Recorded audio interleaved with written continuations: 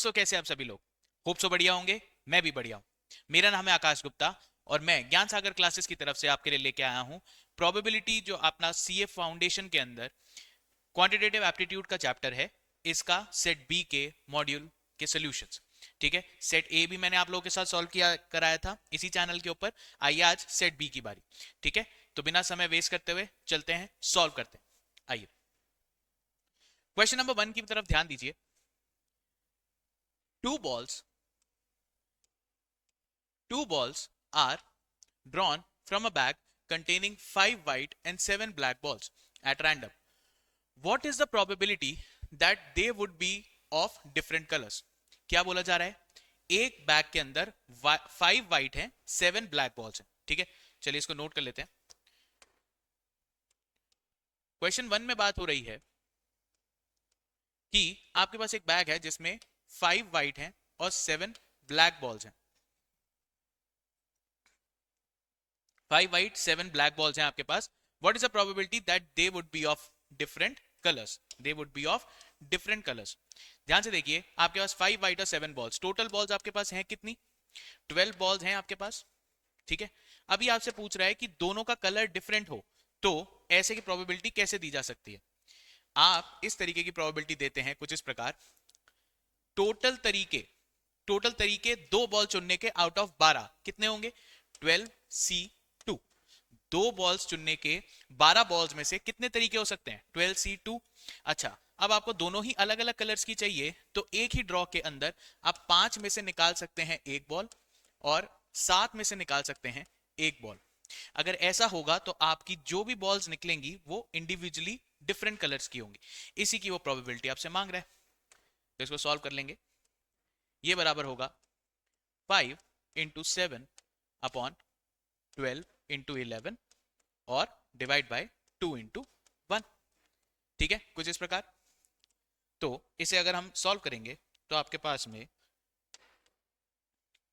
2 6 जाएगा। ठीक है, और कुछ कट नहीं रहा, तो ये क्या आएगा फिर आपके पास में? ये बराबर होगा 5 7 35 डिवाइड बाय 6 इंटू 11 इज 66। आपका आंसर 35/66 होना चाहिए। ठीक है, चेक करते हैं ऐसा कोई ऑप्शन है क्या अपने पास? चेक करते हैं। आइए, पहला ही ऑप्शन 35/66 आपको दिख रहा है और कोई ऑप्शन है नहीं, तो ये आपका करेक्ट आंसर हो जाएगा। ठीक है जी, चलिए नेक्स्ट क्वेश्चन की तरफ बढ़ते हैं। Question number 2, what is the chance of throwing at least 7 in a single cast with 2 dice? एक 2 डाइस आपके साथ फेंके जा रहे हैं। ठीक है, आपको एटलीस्ट कितना चाहिए? 7। दोनों डाइस का सम कितना होना चाहिए नंबर्स का? एटलीस्ट 7। तो आपके पास में पॉसिबल केसेस कौन कौन से हो गए? एटलीस्ट 7, तो 7 8 9 10 11 12। नंबर ऑफ केसेस गिनी कितने हुए? 7 8 9 10 11 12।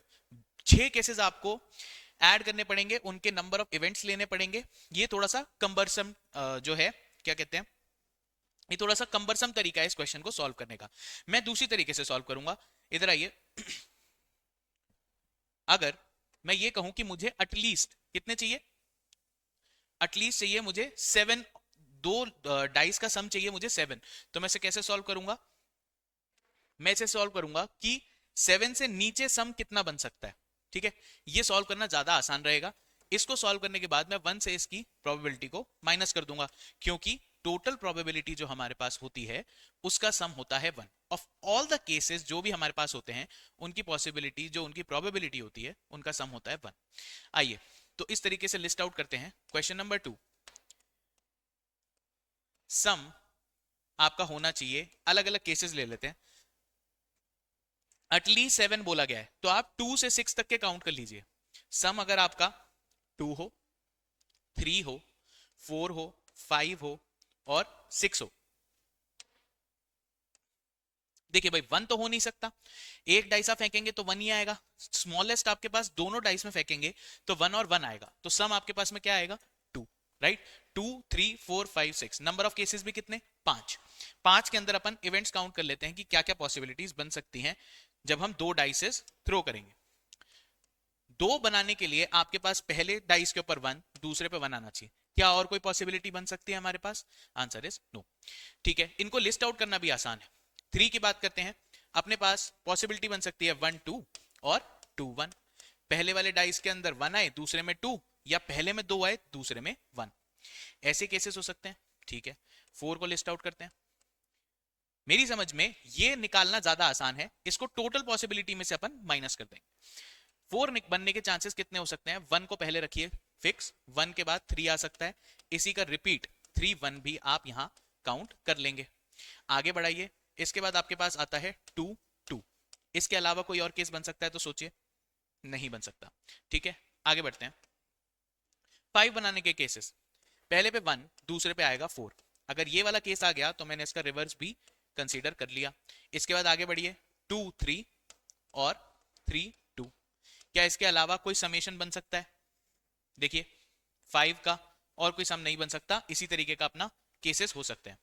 आखिरी में 6 के बारे में बात करें तो 6 कैसे बन सकता है आपके पास? इसको लिख लेते हैं यहां, 6 के केसेस हो सकते हैं 1 5 5 1 5 1,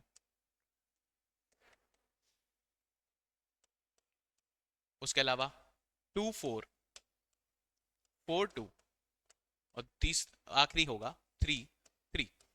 तो इन सारे टोटल नंबर ऑफ केसेस को आप गिन लीजिए।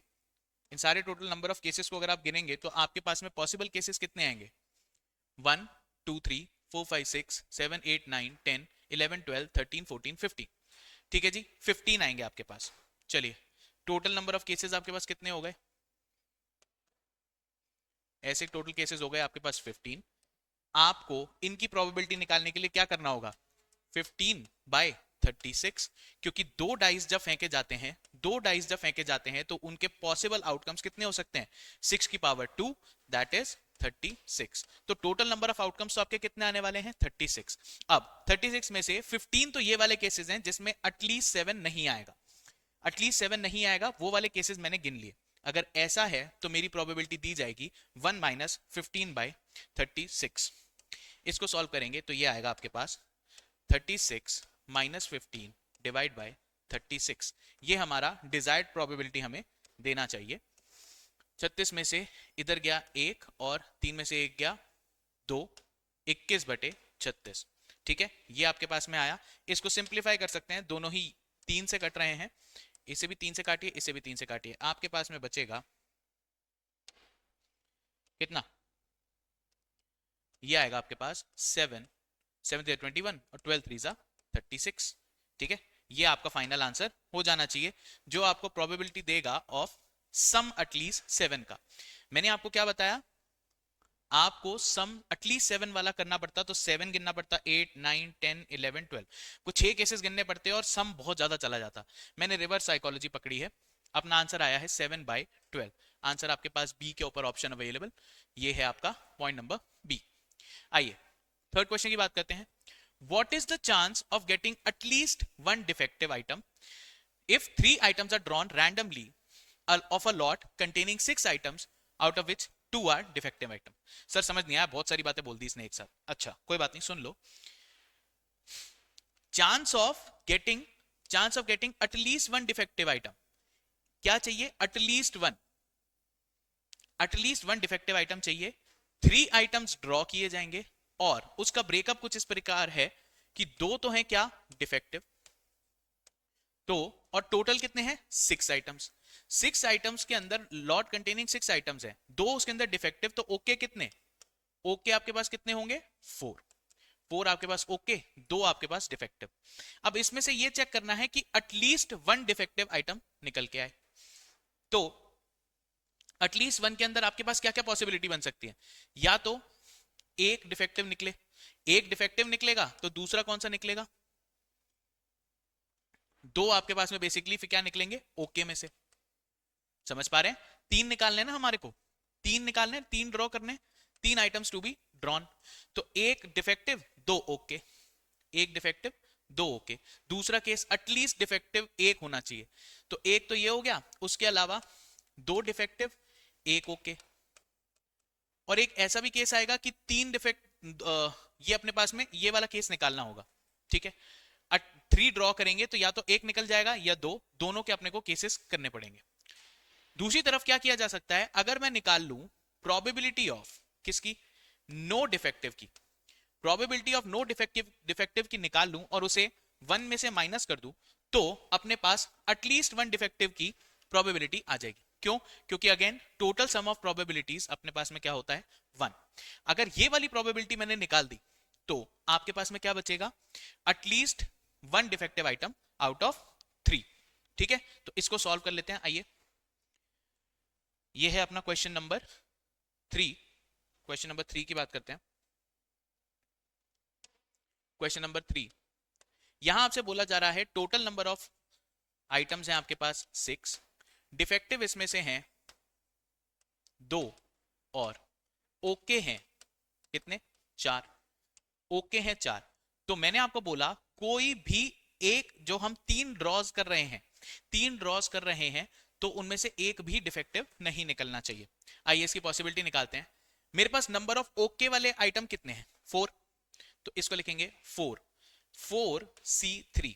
मुझे एक भी डिफेक्टिव नहीं चाहिए, सारे जो भी मैं निकालूं, 4 मेरे पास ओके वाले प्रोडक्ट हैं, सारे ही ओके में से निकले, तो ये इससे क्या होगा? डिफेक्टिव वाले इग्नोर हो जाएंगे।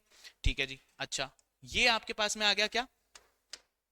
4/3 चुनने के तरीके, 4 में से 3 चुनने के तरीके 4C3, और आपको इन टोटल 6 में से 3 बॉल्स, 3 आइटम चुनने हैं। करेक्ट, 6 में से 3 चुनने हैं। मेरा जो रिलेटिव, जो मेरा करेक्ट पॉसिबिलिटी है वो दी जाएगी 4C3 से। अगर इस पॉसिबिलिटी को मैं 1 से माइनस कर दूं तो मेरे पास डिजायर्ड प्रोबेबिलिटी आ जाएगी। ठीक है, तो इसको सॉल्व कर लेते हैं। ये इसे लिख सकते हैं हम 1 माइनस, अब इधर अपना फॉर्मूला खोल लेते हैं, factorial 4 upon factorial 3 into factorial 4 minus 1। ठीक है, दूसरी तरफ नीचे अपने पास में क्या आएगा? 1 अपने पास साइड में है। ठीक है, 1 को तो साइड में रखो, आप 1 को साइड में रखो इधर। चलो, अब यहां पे अपने पास आएगा factorial 6 upon factorial 3 factorial 6 minus 3। इसको सिंप्लीफाई कीजिए। सिंप्लीफाई करने के बाद अपने पास आएगा 4 into factorial 3 upon factorial 3 into 1, और दूसरी तरफ ये आएगा अपने पास 6 into 5 into 4 into factorial 3 divide by factorial 3 into factorial 3, जिसको मैं 3 इंटू 2 इंटू 1 लिख लेता हूं। ठीक है जी। अब आपके पास में 1 यहां पे अलग से था, 1 माइनस ये आपके पास में था, तो यहां पे आपके पास में क्या कट सकता है? ये कट जाएगा, ये कट जाएगा, ये कट जाएगा, ये कट जाएगा। 3 2 जा 6 और 3 2 जा 6। तो आपके पास फाइनली क्या बचा? एक बार देखो इसको, आपके पास में फाइनली बचा 1 माइनस 4, पूरा ऊपर सिर्फ न्यूमरेटर में 4 रह जाएगा, डिवाइड बाय ये अपना क्या था? मेजर डिनोमिनेटर वाला, और नीचे आपके पास में रह जाएगा 5 इंटू 4। देख लीजिए और कुछ बच रहा है क्या अपने पास? कुछ नहीं बच रहा। इसमें से भी आपके पास में ये नंबर कट जाएगा 4 4। तो आपके पास में पॉसिबिलिटी क्या बची? ये आपके पास में बची 1 माइनस 1 अपॉन 5, 1 माइनस 1 अपॉन 5, और इसको सिंप्लीफाई करके लिखा जा सकता है 4 अपॉन 5, या फिर दूसरी भाषा में कह सकते हैं इसको 80%। यही आपका आंसर होगा। इसको आप कर सकते हैं चेक। ठीक है, ये आपका आंसर आया 0.8। यहां पे चेक कर लेते हैं अपने पास ऑप्शन है क्या इसका। चलिए, थर्ड का आंसर सी, 0.8। ठीक है जी, सॉल्व करना समझ में आ गया आपको। पॉसिबिलिटी आपको दी गई है, एटलीस्ट 1 की बात करी है, तो मैंने लिया ही नहीं और 1 में से माइनस कर दिया इस प्रोबेबिलिटी को। आइए नेक्स्ट क्वेश्चन की बात करते हैं। If 2 unbiased dice are rolled together, what is the probability of getting no difference of the points? आपने 2 अनबायस्ड डाइस रोल किए, ठीक है जी। अब ये कह रहा है प्रोबेबिलिटी बताइए of getting no difference of points. No difference of point आएगा कब? आपके पास अगर केसेस हो 1 1 2 2 3 3 4 4 5 5 और 6 6, ऐसे ऐसे केसेस होंगे, तभी तो आपके पास डिफरेंस में कोई आएगा नहीं, पॉइंट्स के बीच में तो कोई डिफरेंस, यानी दोनों ही डाइस पे एक नंबर आना चाहिए। ठीक है, इसके पॉसिबल केसेस मैंने लिस्ट आउट कर दिए। ठीक है, अच्छा, पॉसिबल केसेस आपके हो गए कितने? 6, 1 2 3 4 5 6। टोटल केसेस कितने होते हैं जी? अभी बताया था 6 डाइस, दो बार रोल किए जाएं तो पॉसिबल आउटकम्स आपके पास 36। अगर ऐसा है तो इसकी प्रोबेबिलिटी किस प्रकार दी जाएगी? प्रोबेबिलिटी दी जाएगी 6/36, जो कि हो सकता है 1/6 के बराबर, जो होगा 1/6 के बराबर। ठीक है, आप ध्यान से देखेंगे, ये आपका ऑप्शन रहा, आपके इस क्वेश्चन का आंसर आएगा 1/6। 6 पॉसिबल केसेस, 36 में से ये केसेस आपके पास में है, तो ऐसा होगा, तो अपने पास में प्रोबेबिलिटी बचेगी 1/6। 4 क्वेश्चन हम कर चुके हैं, अच्छी स्पीड पे चल रहे हैं, आगे बढ़ते हैं सारी बातें समझते हुए और इनका फुल फ्लेजेड आंसर देते हुए। चलिए जी, 5वां question, if A B and C are mutually exclusive. क्या बोला गया? म्यूचुअली एक्सक्लूसिव भी हैं, इंडिपेंडेंट हैं एंड एग्जॉस्टिव इवेंट्स हैं, तो what is the probability that they occur simultaneously? ठीक है भाई, यहां पे आपने 3 बातें कही गई, एक तो ये म्यूचुअली एक्सक्लूसिव है, एक इंडिपेंडेंट है और एक एग्जॉस्टिव है। एग्जॉस्टिव का मतलब ए बी और सी की टोटल प्रोबेबिलिटी 1 के बराबर होगी। म्यूचुअली एक्सक्लूसिव कहा जा रहा है कि अगर ए होगा तो बी नहीं होगा, बी होगा तो सी नहीं होगा, सी होगा तो ए नहीं होगा, आपस में ए बी सी कभी भी नहीं हो। इसी बात में इसका आंसर छिपा हुआ है। ये पूछ रहे ऐसी प्रोबेबिलिटी बताओ जिसके अंदर ये साइमल्टेनियसली अकर हो। ये पूछना चाह रहा है A intersection B intersection C, ऐसे की कोई प्रोबेबिलिटी बताओ जिसमें से ये सारे एक साथ क्या हो? अकर हो। A intersection B intersection C, अगर ऐसा होता तो ये म्यूचुअली एक्सक्लूसिव नहीं होते, तो इन दोनों में से कोई एक ही बात क्लियर सही हो सकती है। सिंस ये म्यूचुअली एक्सक्लूसिव हैं, आप ए और बी के जो इंटरसेक्शन है वो कितने के बराबर आएगा? 0 के। बी और सी के बीच का इंटरसेक्शन आएगा 0 के। सी और ए के बीच का इंटरसेक्शन किसके बराबर आएगा? 0 के। आपको ये कभी भी एक साथ होते हुए दिख ही नहीं सकते। सिंस यहां म्यूचुअली एक्सक्लूसिव लिखा हुआ है, इसलिए इनके एक साथ होने की प्रोबेबिलिटी विल ऑलवेज बी 0। ठीक है, बहुत ही सिंपल जवाब, बट आपको ये कंसेप्ट पता होना चाहिए कि अगर ये म्यूचुअली एक्सक्लूसिव इंडिपेंडेंट एग्जॉस्टिव हैं तो ये एक साथ हो रहे हैं और एक साथ होने की प्रोबेबिलिटी इनकी 0 आएगी। एक साथ सारे की प्रोबेबिलिटी मिला के 1 के बराबर आएगी, because these are exhaustive events. ठीक है, चलो भाई, सिंपल क्वेश्चन, आगे बढ़ते हैं क्वेश्चन नंबर 6 की तरफ। There are 10 balls numbered from 1 to 10 in a box. Okay, 1 से 10 तक कुछ बॉलों के ऊपर नंबर लिखे गए और उन्हें बॉक्स में डाल दिया गया। If one of them is selected at random, what is the probability that number printed on the ball would be an odd number greater than 4? Simple सी बात है, उस बॉक्स में से आपको बॉल निकालनी है और ये पूछ रहा है कि 4 से बड़ा ऑड नंबर निकल आए, इसकी क्या प्रोबेबिलिटी होने वाली है। तो इसको लिस्ट आउट कर लेते हैं। 4 तक तो नंबर खत्म अपने, इसके बाद ऑड नंबर चाहिए जो कि 4 से बड़ा हो। तो 4 से बड़े ऑड नंबर 10 तक कौन कौन से होते हैं? 5 होता है जी, फिर 7 होता है, फिर 9 होता है, फिर 10 होता है क्या? नहीं, ऑड नंबर अपने पास में ये। तो पॉसिबल केसेस अपने पास में कितने हो गए जी, ये बताओ। पॉसिबल कितने केसेस हो गए? पॉसिबल केसेस हो गए 3। These are the 3 cases, 3 cases. तो प्रोबेबिलिटी होगी 3 केसेस आउट ऑफ 10 बॉल्स आपने डाली हुई हैं। 10 में से 3 ऐसे केसेस हैं जिसके अंदर आपका ऑड नंबर निकलेगा और वो 4 से बड़ा होगा।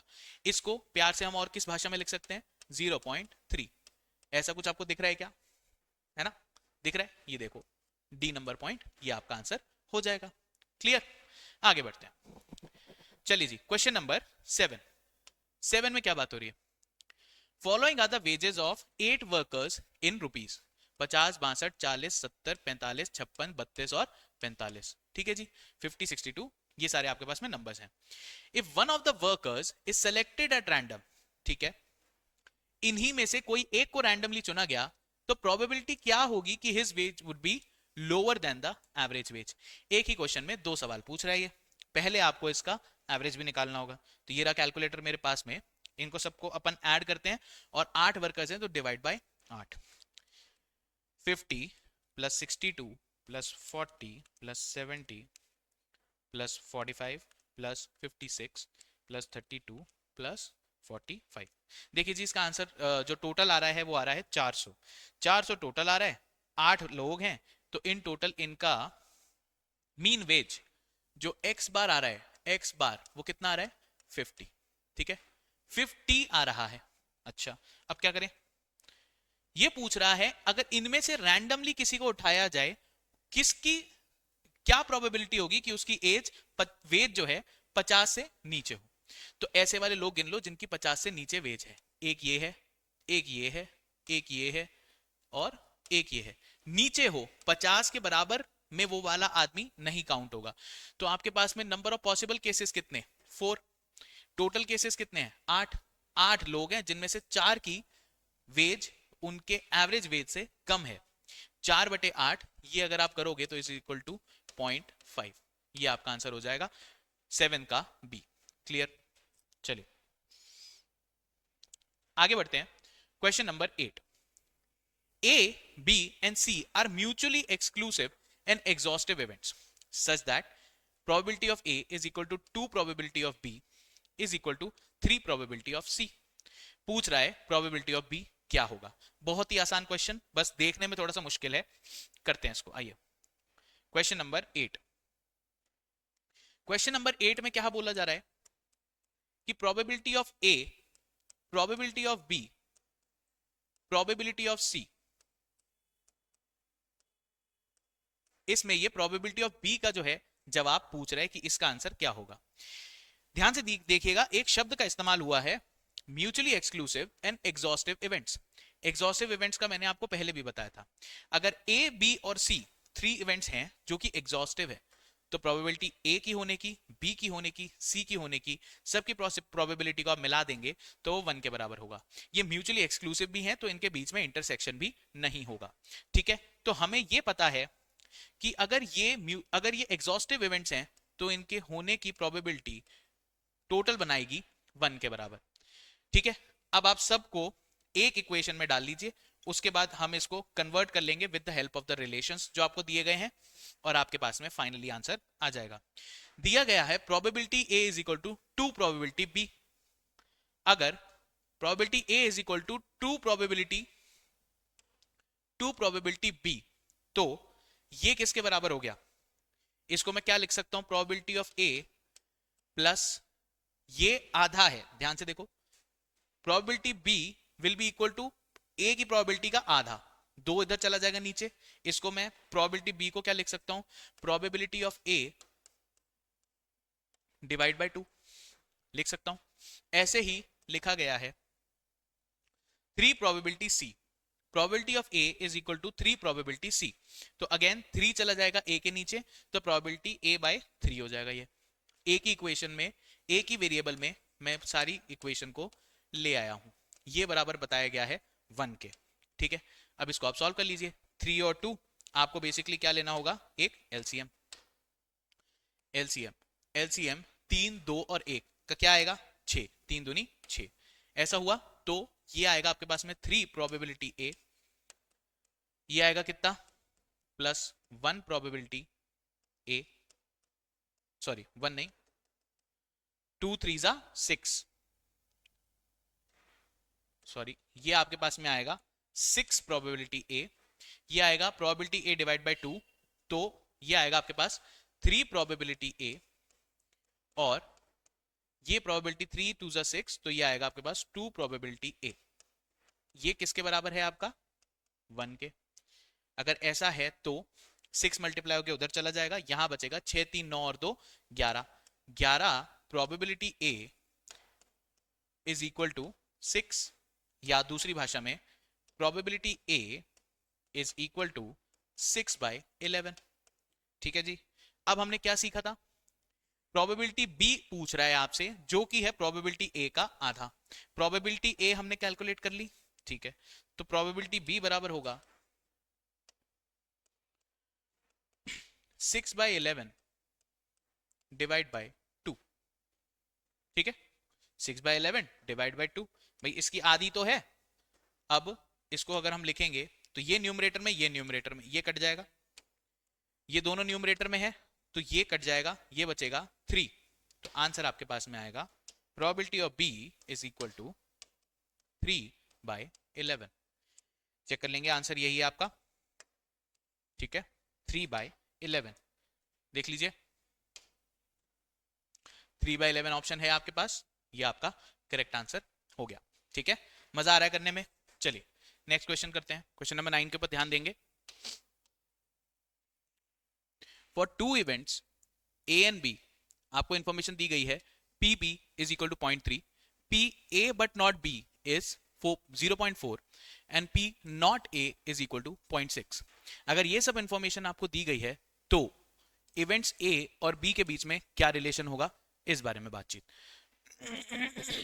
क्वेश्चन नोट करते हैं क्या इंफॉर्मेशन दे रहा है ये। क्वेश्चन नंबर 11, सॉरी ये क्वेश्चन नंबर है 9। हाँ जी, तो क्वेश्चन नंबर 9 आपका बताता है कि इंफॉर्मेशन आपके पास है प्रोबेबिलिटी ऑफ बी दी गई है 0.3,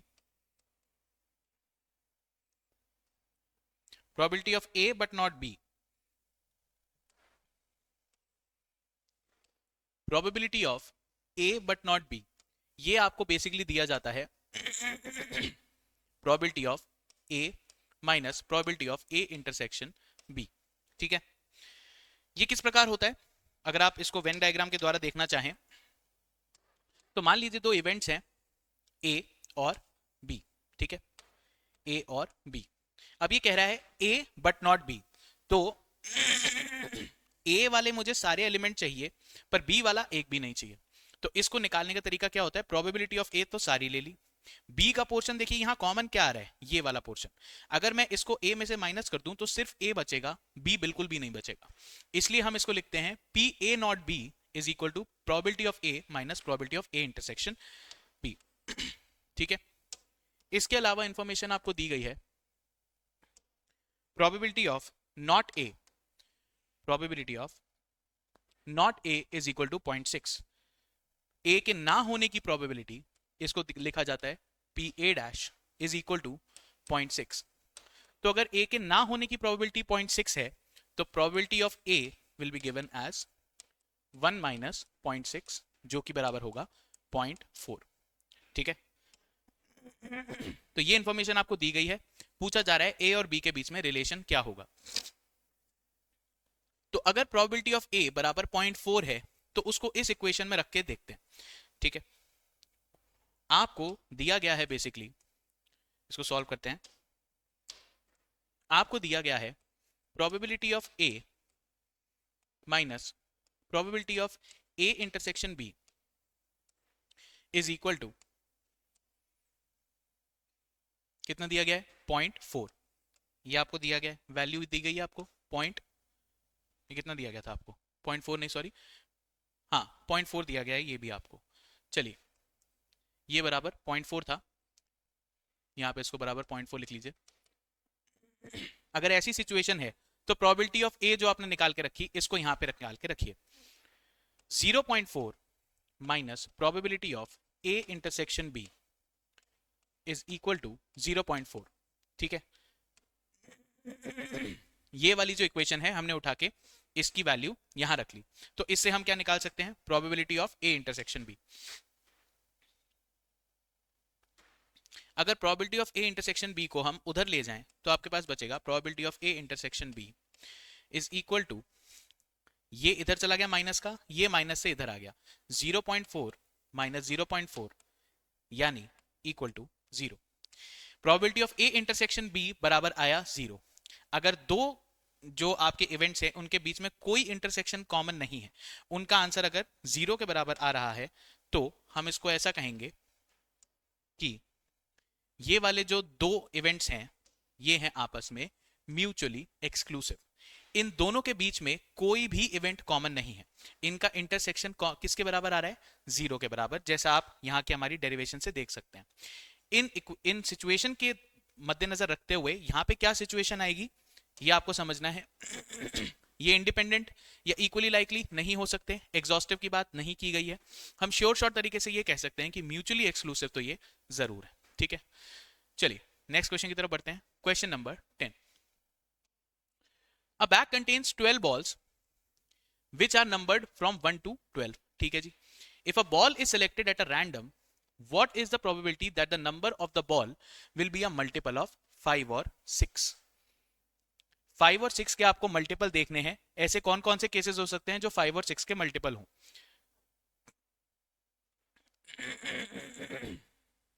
चलिए, तो आपके पास में अवेलेबल कौन कौन से केसेस हो सकते हैं? If a ball is selected at random, what is the probability that the number of ball will be a multiple of 5 और 6? आपके पास में केसेस कितने हैं? 12, 1 से 12 तक। तो मल्टीपल ऑफ 5 आपके पास में हो सकता है या तो 5 या 10, इसके अलावा तो हो नहीं सकते। और 6 के अलावा आपके पास में हो सकते हैं 6 और 12, मल्टीपल ऑफ 5 और 6। तो आपके पास में बेसिकली कितने नंबर ऑफ केसेस हुए? 1 2 3 4।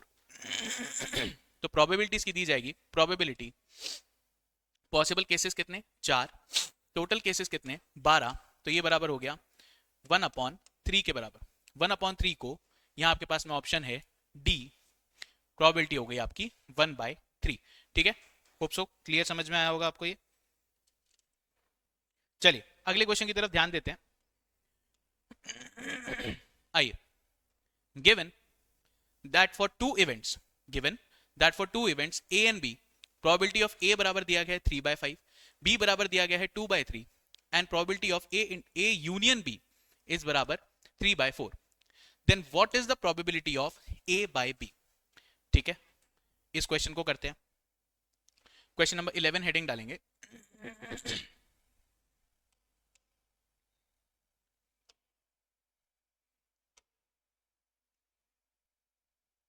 यहां पे अपन हेडिंग डालेंगे क्वेश्चन नंबर 11। क्वेश्चन नंबर 11 में क्या बात हो रही है? आपको प्रोबेबिलिटी दी गई है पी ए कितना? 3/5, probability of A 3/5, probability of B बराबर 2/3 एंड ये दिया गया है 3/4। Probability of A union B बराबर दिया गया है 3/4। अब इस गिवन इंफॉर्मेशन से आपको निकालना है प्रोबेबिलिटी किसकी? A by P, A divided by B की, probability of A divide by B. ठीक है, डिपेंडेंट इवेंट्स। चलिए, इसको दिया जाता है बराबर, ये कैसे दिया जाता है? इसको दिया जाता है probability of A intersection B upon probability of B. हमारे पास इस चीज की कमी है, ये हमारे पास नहीं है, ये हमें कैलकुलेट करना पड़ेगा with the help of this. A union B, probability A union B का हमारे पास में फॉर्मूला है। चलिए इसको सॉल्व करते हैं उस तरीके से। Solution, probability of A union B is given by probability of A plus probability of B minus probability of A intersection B.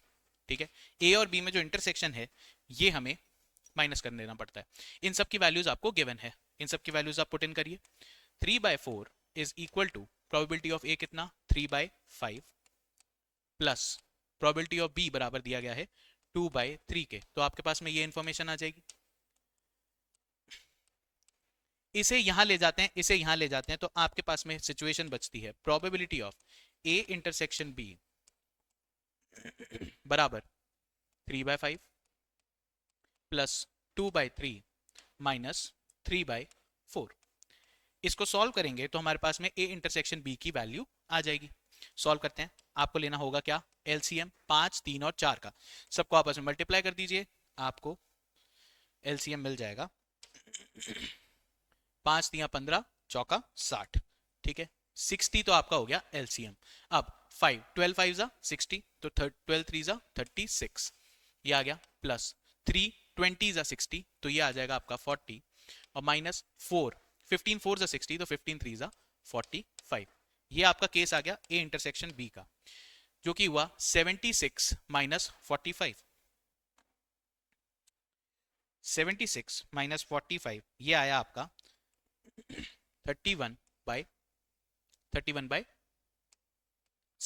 ठीक है जी, कुछ कट सकता है क्या? जी नहीं, नहीं कट सकता। Probability of A intersection B आपके पास में आ गया इसके बराबर। ध्यान से देखना, इन्होंने आपको कंफ्यूज करने के लिए 31/60 भी दे रखा है, इस पे नहीं जाना अपने को, हमें निकालना है a बाय बी। ये इस कैलकुलेशन के अंदर कंफ्यूज करने की कोशिश करेगा, ये हमें चाहिए नहीं एग्जैक्टली हमें चाहिए क्या? Probability of A by B, ये दिया जाता है probability of A intersection B divide by probability of B. ठीक है, अब आपको ये वैल्यूज पुट इन करनी होंगी, जिसको दिया जाएगा 31/60 divide by probability of B, क्या दिया गया था, ये दिया गया था आपको 2/3, देख रहे हो 2/3 दिया गया था, तो यहां पे आप डिवाइड करेंगे 2/3 से। अब इसे सॉल्व करने के लिए जो डिनोमिनेटर होते हैं वो जगह बदलते हैं, 60 इधर आ जाएगा, तो आपके पास में फिर बचेगा क्या, 31 यहीं रहना है, इसके बाद अपना मेन जो डैश है वो 60 चला जाएगा नीचे, तो ये हो जाएगा 60 इंटू 2, और 2 का जो 3 है ये चला जाएगा ऊपर, ये जाएगा ऐसे।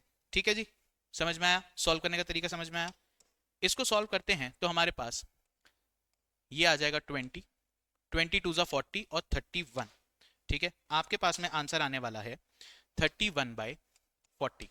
अब आप बोलोगे सर ये तो ऑप्शन में ही नहीं है, देखो 31/40 दिख रहा है आपको कहीं, नहीं, ये कंफ्यूज करने के लिए जरूर दिया है, पर अभी हिम्मत नहीं हारेंगे, डेसिमल्स हैं आपके पास, 31/40 को एक बार डिवाइड करके देखिए, 31/40 अगर आप करेंगे तो आएगा 0.775, जो कि आपका ऑप्शन गिवन है, ये बराबर है 0.775।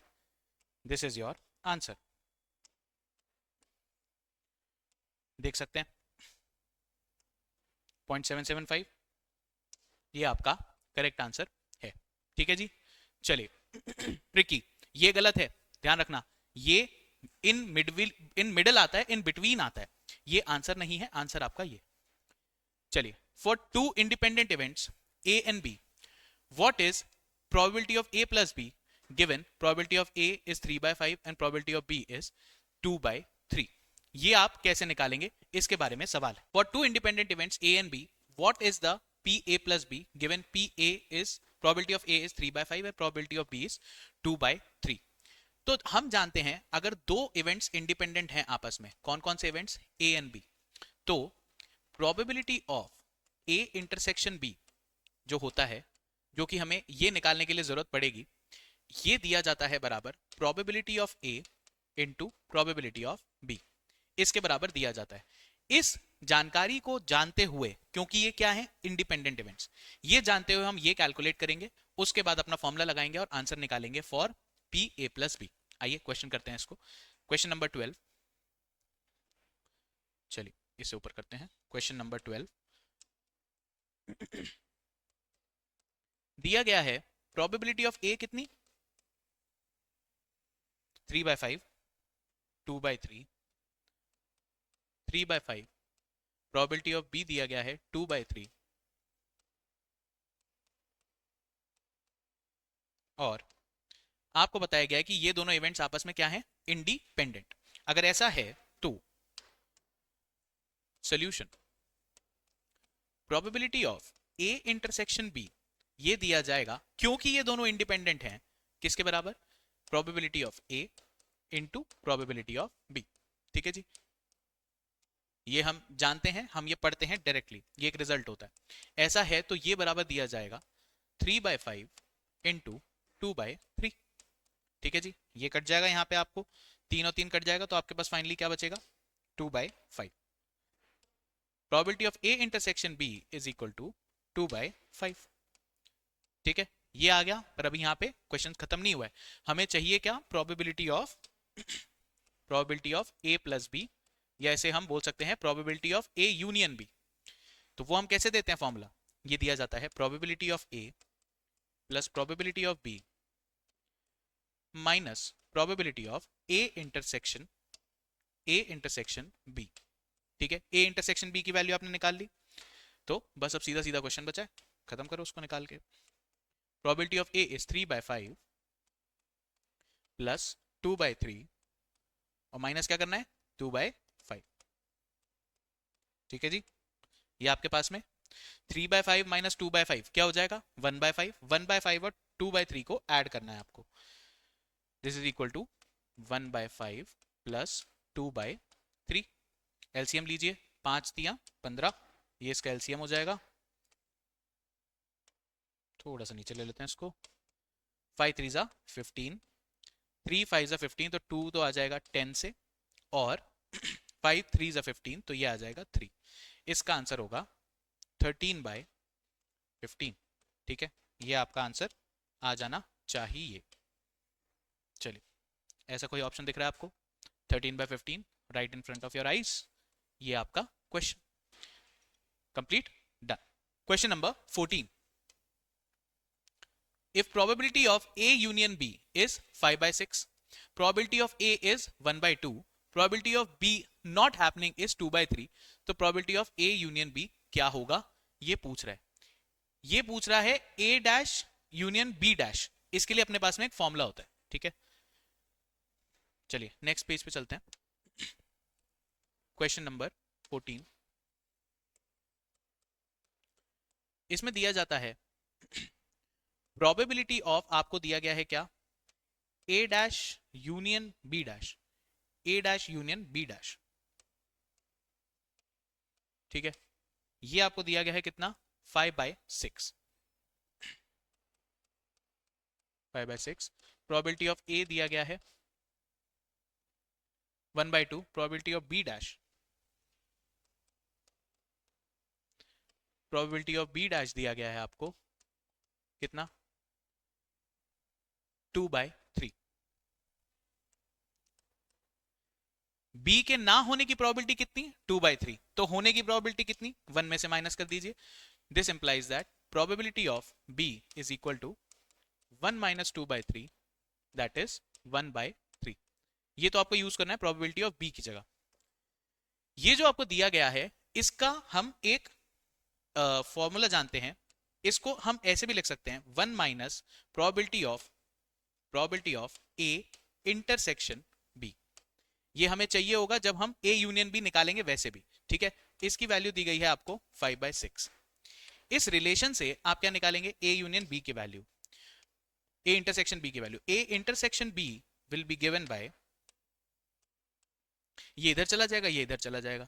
दिस मीन्स 1 माइनस 5/6, ऐसा है तो ये हो जाएगा 1/6। आ गया। अब आपके पास प्रोबेबिलिटी ऑफ A है, प्रोबेबिलिटी ऑफ B है, probability of A intersection B है। तो आप सॉल्यूशन के नाम पे निकाल सकते हैं probability of A union B। ये वाला फॉर्मूला तो हम जानते ही, ये बराबर होता है probability of A plus probability of B minus probability of A intersection B। अब सब वैल्यूज आपके पास में पुट इन कर लीजिए। 1/2 प्लस प्रोबेबिलिटी ऑफ B कितनी निकाली थी, 1/3, और A इंटरसेक्शन B निकाला आपने 1/6।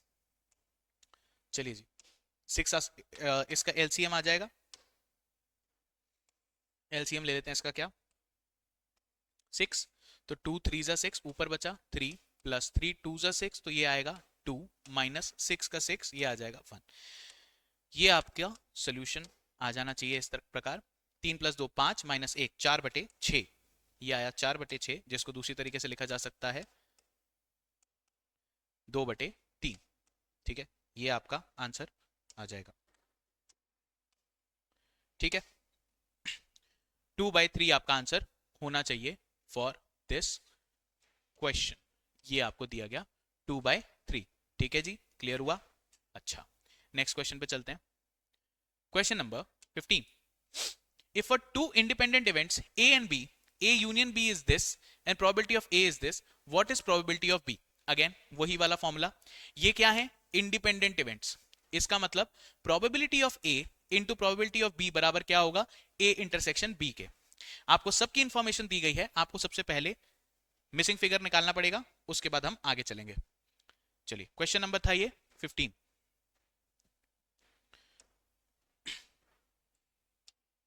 Question number 15, probability of A union B आपको दिया गया है कितना,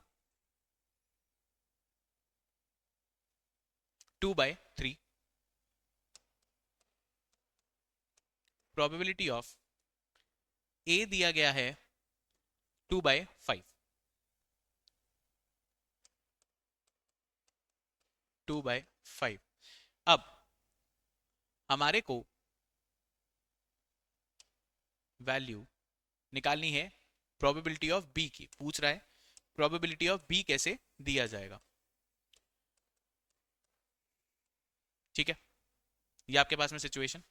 अब हम ये जानते हैं जब इंडिपेंडेंट इवेंट्स होते हैं,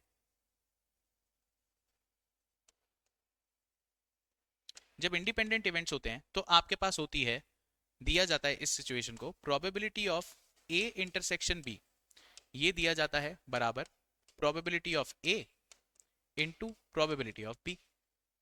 ठीक है, अब आपके पास बी की वैल्यू नहीं है, तो अब हमको ये वाली सिचुएशन यहां पुट इन करनी पड़ेगी फॉर्मूले में, सारी इक्वेशन को प्रोबेबिलिटी ऑफ बी के फॉर्म में लाना पड़ेगा और इसको हमें फिर सॉल्व करना पड़ेगा। चलिए सॉल्यूशन करते हैं इसका। Solution, probability of A in union B बराबर दिया जाता है probability of A plus probability of B minus probability of A intersection B. ठीक है, अब ए आपके पास में प्रोबेबिलिटी ऑफ ए की वैल्यू है, probability of A union B की वैल्यू है, ये कितना आ रहा है आपके पास में 2/3, यह है आपके पास में 2/3। This is equal to probability of A कितनी थी 2/5 प्लस प्रोबेबिलिटी ऑफ बी मेरे पास नहीं है, और यहां पे भी अपने पास में ये क्या है a/b, ये किसके बराबर है a, probability of a into probability of b। a कितनी थी प्रोबेबिलिटी 2/5, तो 2/5 इंटू प्रोबेबिलिटी ऑफ b, ये आपके पास में इक्वेशन आ जाएगी। सारी इक्वेशन किस में है, एक ही वेरिएबल में है, तो अपन इसके लिए इसको सॉल्व कर लेंगे। 1 माइनस 2/5, 1 माइनस 2/5, ठीक है, 1 माइनस 2/5, तो ये कितना हो जाएगा, देखो एक तो क्या करो, इसको तो ले जाओ इधर, 2/5 को ले जाओ इधर, तो ये आएगा आपके पास में 2/3 माइनस 2/5। ठीक है, ऐसा ही होगा। अच्छा, इधर क्या बचा, इधर प्रोबेबिलिटी ऑफ बी आपने निकाल ली कॉमन, इसको कॉमन निकालो, तो अंदर क्या बचेगा इस ब्रैकेट में, ये इधर चला गया, प्रोबेबिलिटी ऑफ बी आपने कॉमन निकाल लिया, तो यहां से क्या बचेगा कॉमन 1, यहां बचेगा 1 माइनस क्या बचेगा, प्रोबेबिलिटी ऑफ बी तो उधर चला गया, ये आ जाएगा आपका 2/5। इस तरीके से आपका ब्रैकेट रह जाएगा, आप इसको इस तरीके से समझ लीजिए। ठीक है, इन दोनों को मैं ऐसे ट्रीट कर रहा हूं। चलिए भाई सॉल्व करें। इधर क्या सिचुएशन है आपकी, ये हो जाएगा आपका LCM 15, 5 3 15,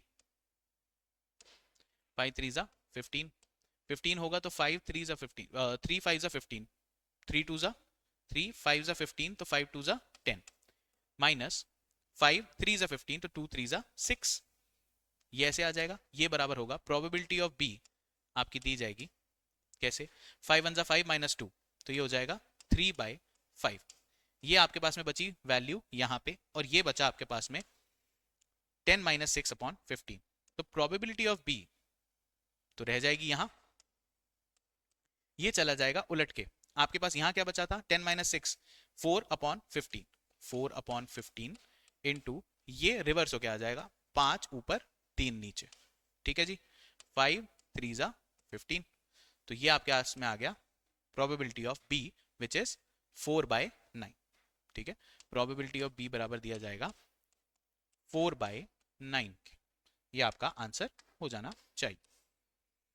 चलिए भाई क्वेश्चन सॉल्व देखें, सोल्यूशन इसका आपके पास में क्वेश्चन नंबर 15 का आंसर क्या है। क्वेश्चन 15 का आंसर आना चाहिए 4/9। 4/9 आपको दिख रहा है, जी हाँ बिल्कुल दिख रहा है, ये आपका ऑप्शन रहा। ठीक है, क्लियर हो गई बातें। अच्छा, क्वेश्चन नंबर 16 पर ध्यान देते हैं। चलिए, प्रोबेबिलिटी ऑफ ए 2/3 है, प्रोबेबिलिटी ऑफ बी 3/4 है, probability of A by B दिया गया है 2/3, then what is probability of B by A. Simple, कुछ नहीं करना, probability of A intersection B निकालना है आपको। सबसे पहले इन सिचुएशन से probability of A intersection B निकाल लो, वो निकालोगे, उसको डिवाइड करोगे प्रोबेबिलिटी ऑफ ए से, तो आपके पास में आंसर आ जाएगा। चलिए सॉल्व करते हैं इसको। Yes, let's go. Question number कौन सा है इस बार? है 16, है ना? चलिए, ए बाय बी दिया हुआ है, बी बाय ए क्या है? Question number 16, question 16, probability of A by B क्या दिया गया है आपको? ए बाय बी दिया गया है 2/3, ये दिया गया है 2/3। प्रोबेबिलिटी ऑफ ए कितना दिया है और प्रोबेबिलिटी ऑफ बी कितना दिया है, लिख लेते हैं। चलिए, प्रोबेबिलिटी ऑफ ए दिया गया है आपको 2/3 और प्रोबेबिलिटी ऑफ बी दिया गया है 3/4। 2/3, 3/4। अब हम जानते हैं ये आपको जो इक्वेशन है दी गई है कुछ इस प्रकार, कैसे?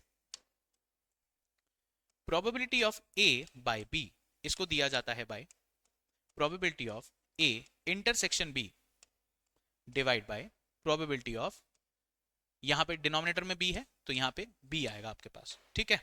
चलो, इसकी वैल्यू आपके पास गिवन है, यहां पुट इन कीजिए, जो भी इंफॉर्मेशन आपको मिली हुई है वो लिख दो। यहां ए बाय बी क्या दिया है? 2/3 इज इक्वल टू कितना, ये हमें पता नहीं, ये निकालना भी है हमें अपने काम के लिए, divide by probability of B कितना दिया? 3/4, ठीक है? 3/4। अच्छा, ये डिनोमिनेटर में है, ये सीधा सीधा पूरा का पूरा उठ के मल्टीप्लिकेशन में आ जाएगा, तो आपके पास में probability of A intersection B आया ही क्या? ये ऐसा कैसा उठ के यहां, तो 2/3 तो वैसा का वैसा लिखा था, ये आ गया इधर 3/4, कट गया, 3 से 3 कट गया, 2 से कट गया 4, ये हो गया 1/2। तो आपके पास में probability of A intersection B कितना आ गया? 1/2, ये 1/2 आ गया। अब आपको चाहिए प्रोबेबिलिटी ऑफ बी बाय ए, ये चाहिए आपको, ठीक है? इसका फॉर्मूला कैसे देते हैं हम? इसका फॉर्मूला देते हैं probability of A intersection B divide by, इस बार डिवाइड में ए है तो प्रोबेबिलिटी ऑफ ए, ठीक है? प्रोबेबिलिटी ऑफ ए, सारी वैल्यूज आपके पास में सब रख दो आपने सामने। 1/2 आपका ऊपर आया था, नीचे डिवाइड करके आप लिखेंगे प्रोबेबिलिटी ऑफ ए कितनी थी? प्रोबेबिलिटी ऑफ ए दी थी आपको 2/3, दिख रहा है? चलो इधर लिखो 2/3। वापस क्या, जो आपके क्या है डिनोमिनेटर्स, वो जगह चेंज करते हैं, तो 2 चला जाएगा नीचे, 1 यहां मेन आपका डिनोमिनेटर रखो ऐसा का ऐसा, ये आ जाएगा नीचे 2, तो ये हो जाएगा 2 इंटू 2, इधर तो न्यूमरेटर में 2 था ही, और 3 खिसक के चला जाएगा ऊपर, तो ये हो जाएगा 1 इंटू 3, ठीक है जी? इसको हम देंगे 3/4 के जैसे, इसका आंसर आएगा आपके पास 3/4। क्लियर? 16 का आंसर सी, 16 का आंसर सी। चलिए 17 क्वेश्चन करते हैं, 17 क्वेश्चन करते हैं अब। आइए, यहां दिया गया है probability of A is equal to, मान लीजिए दिया गया है ए, बी बराबर दिया गया है बी, ए इंटरसेक्शन बी बराबर दिया गया है C, then expression of probability of A not intersection B not in terms of A B C is given as what. पहले तो आपको इस इक्वेशन को सही तरीके से लिखना है, ये सब नंबर आपको रिप्लेस करने हैं, और उसके बाद जो भी आपके पास में रिलेशन आएगा वो आपको सॉल्व करना है। तो चलिए इसको लिखते हैं यहां पे,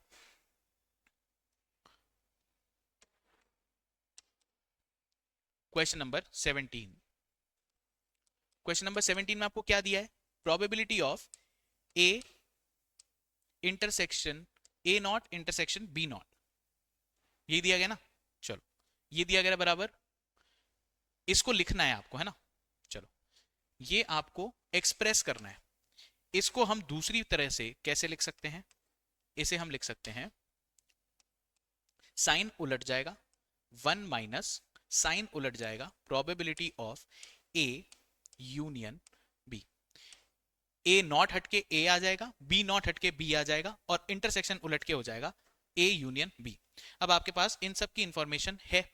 ए यूनियन बी को भी आप क्या लिखते हो, ए यूनियन बी की इंफॉर्मेशन है क्या? नहीं, आपके पास ए इंटरसेक्शन बी की वैल्यू है, तो इसको भी अपने को खोलना होगा। चलिए, 1 माइनस प्रोबेबिलिटी ऑफ, सॉरी ये अपने को पूरा एक्सपैंड करना है, तो इसके लिए अपन एक ब्रैकेट बना लेते हैं। फॉर्मूला आपको बचपन से आता है, ठीक है? चलिए लिखो उसको। इसे हम किस तरह से लिख सकते हैं? Probability of A plus probability of B minus probability of A intersection B. अब तो ठीक है, अब तो इंफॉर्मेशन आपके पास में है ये सब, है ना? ए को ए बोलना है, बी को बी बोलना है, सी को इसको बोलना है सी। अब सिचुएशन ध्यान रखना, माइनस के अंदर ये पूरा टर्म है, तो ये पूरा ब्रैकेट आपका पूरा ब्रैकेट होगा, माइनस इसके बाहर होगा, यानी अब ये ब्रैकेट अगर खुलेगा तो माइनस अंदर मल्टीप्लाई होगा। पहले आप क्या कीजिए, वैल्यू सब्स्टिट्यूट कर लीजिए जो आपको गिवन है। 1 माइनस प्रोबेबिलिटी ऑफ ए बराबर है ए, बी बराबर है बी, और ए इंटरसेक्शन बी बराबर है सी। सब इंफॉर्मेशन यहां, इसको लिखा गया ए, इसको लिखा गया बी, इसको लिखा गया माइनस सी। ठीक है, यहां तक तो कोई परेशानी नहीं है। बस अब ब्रैकेट खुलेगा, साइन चेंज हो जाएगा, आंसर आ जाएगा। ठीक है जी, लिखो। ये बराबर आ जाएगा 1 माइनस माइनस, इधर मल्टीप्लाई हो गया तो माइनस ए माइनस बी, और minus into minus is plus C. ऐसा कुछ दिख रहा है क्या आपको ऑप्शंस में? ध्यान से देखो, 1 minus A minus B plus C, ऐसा कोई भी ऑप्शन आपको दिखे, पहली फुर्सत में इसे अपने को क्या कर देना है, टिक। माइनस माइनस माइनस, ए प्लस बी माइनस सी, 1 प्लस ए, सारा कंफ्यूजन गड़बड़ झाला कर रखा है इन्होंने। ये माइनस था, ये माइनस था, और ये क्या था, प्लस। ठीक है, ये अपने पास में क्वेश्चन हो गया। क्वेश्चन नंबर 18 की बात करते हैं अब।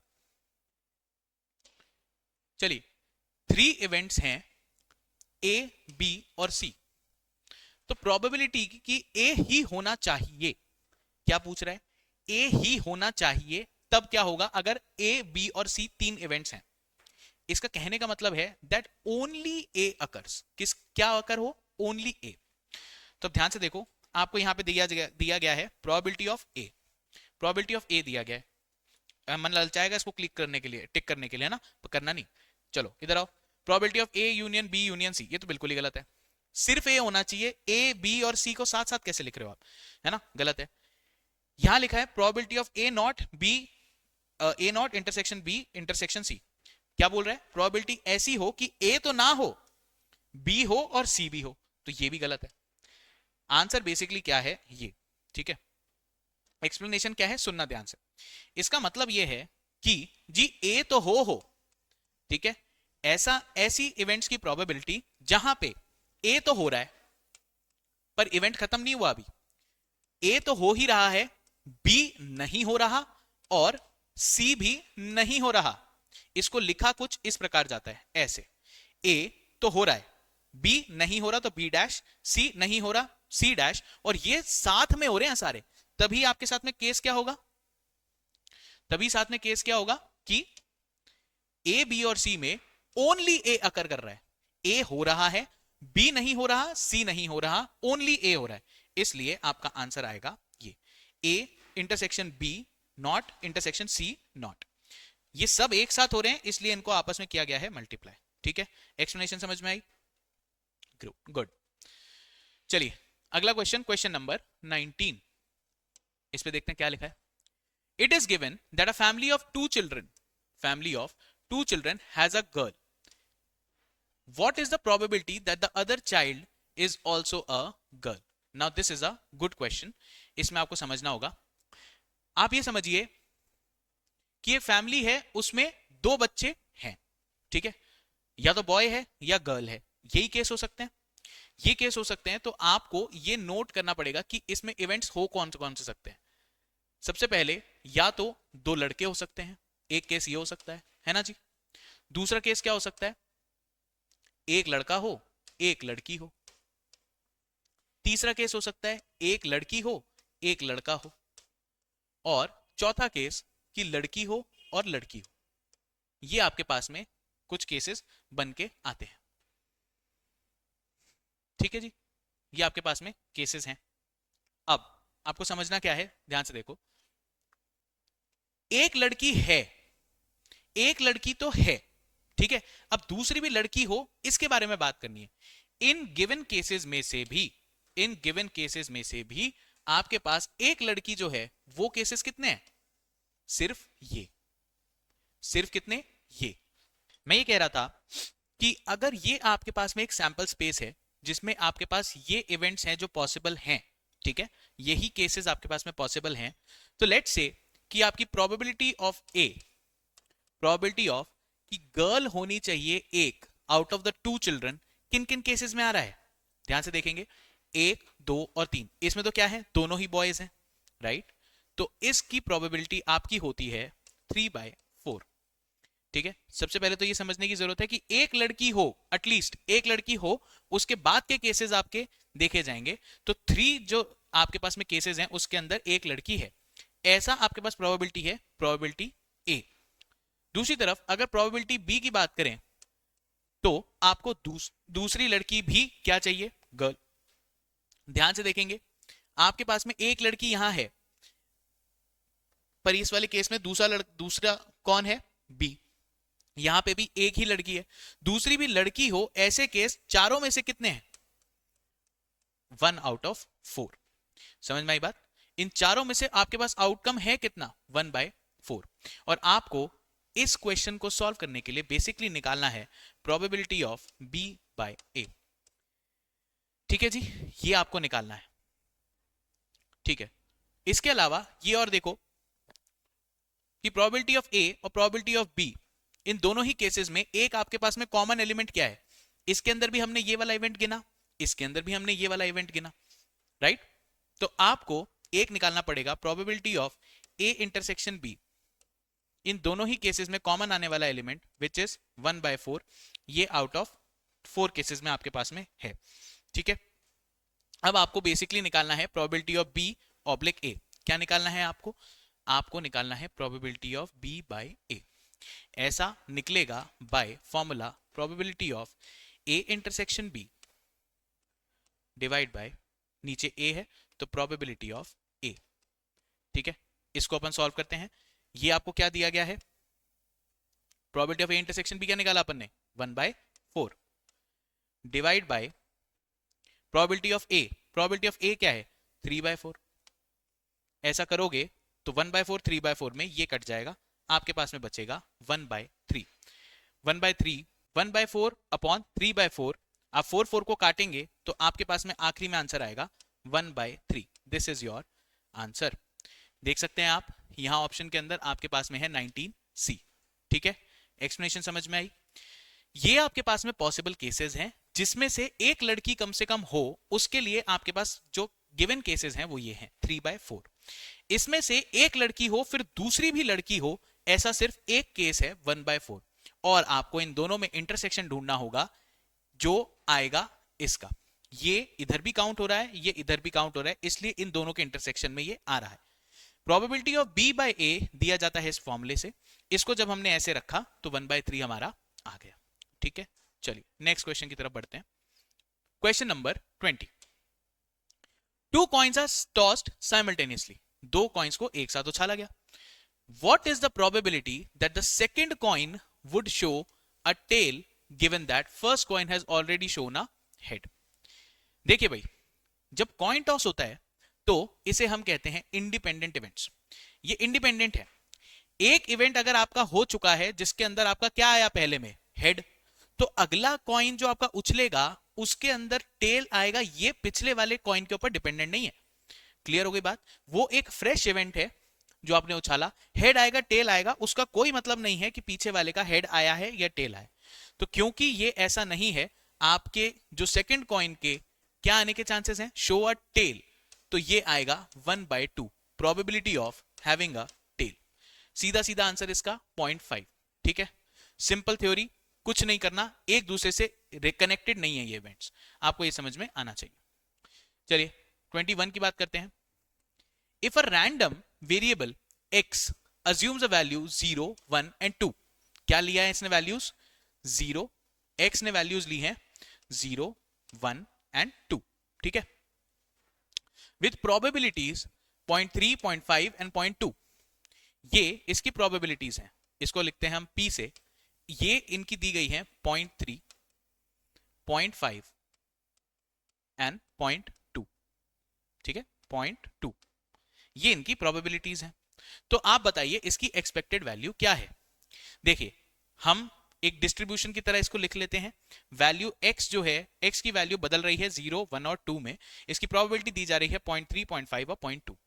एक्सपेक्टेड वैल्यू दी जाती है, p और x को मल्टीप्लाई कर देते हैं, इन सब का जो मल्टीप्लीकेशन है उसका ले लेते हैं सम।